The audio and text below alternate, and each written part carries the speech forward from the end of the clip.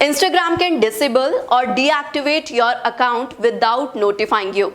So it's not always clear why your account has been disabled or how to get it back. So in this video, I will give possible reasons for your ban and how to get your account back. So before we begin, this question must be coming in your mind. How many reports does it take to ban an Instagram account? If someone is violating the terms of service, Instagram can suspend their account after a single report. Multiple reports may result in longer suspensions or full deactivations. Check for login issues.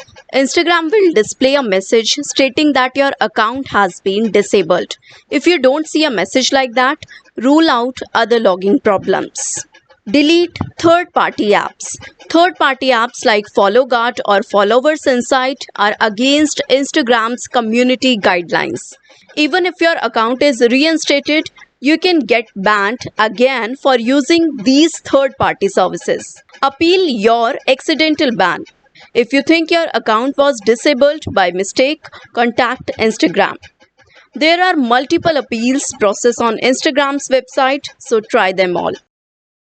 That's it for today. I hope you found this video useful, and if you have any doubt, comment down below. I will come in the next video. Till then, bye bye, take care, stay happy and stay tuned.